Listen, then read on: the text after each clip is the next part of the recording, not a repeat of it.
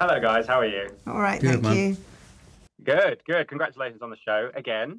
Season 2. It's very exciting. Very, very exciting. I've watched the first 2. I try not to binge watch these things. I like to do the old-fashioned one a week job. So I think that's probably the way to do it. Going back for season 2, you must have been so excited. Obviously, you did it in a different way in the sense that you knew season 2 was coming. So how excited were you to go back to work and see the next chapter? Well, we shot season 2 immediately after season 1, before it had even been released, didn't we? Yeah. So now we're in a position where we're shooting season 3 with one under our belt, which is, as you know, phenomenal, and the second one coming up, and we're very excited about how that's being received.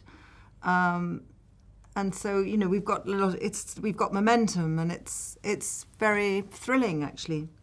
One of the great things I love about the show is that even though it is a spy show, is the level of sarcasm, which I love particularly. And Jack, I have to say, you are very, very good at sarcasm acting. How much fun is it not just to read these scripts, but to perform them? Because it does give this kind of very British element to these spy characters. Yeah, I think for me that's why I really wanted to do this. It was the sort of spy thing. The world of it was sort of secondary compared to the humour of it, because I'm a very sarcastic person anyway, and it hasn't been called on. Comes very naturally. Very naturally, I should say. That was sarcastic, but. I've never really felt like I've gotten a good opportunity to put that sort of kind of useless thing to good use, and this is perfect. And the whole thing is just sarcastic. Nobody really taking themselves too seriously. Nobody allowed to get above their station, and we're led through that by Lamb, by Gary, of course. And I think it sort of bleeds through. It's just what I can imagine any working environment, that the tone is sort of heavily dictated by the boss, and you either sort of it's a reaction to a boss that you all club together, whereas he seems to have sort of infected everybody with this horrific sarcasm. So it's a very poisonous place to work, so to speak. But I thought that's what's so interesting about it, that it's in this world, but we're going that way with it, instead of it being terribly earnest, Yeah. I mean, there's a great moment in season 1 where Gary says he's going to give one of those long speeches, and he just like swears at you, which is great. He seems to be brilliant at the kind of swear acting. It must be infectious as well, like you say, because his delivery on those things, he's just so brilliant. Yeah, and he sort of operates, the character of Lamb operates in a sort of bubble of his own, that we still never get anywhere near his level of sarcasm or swearing.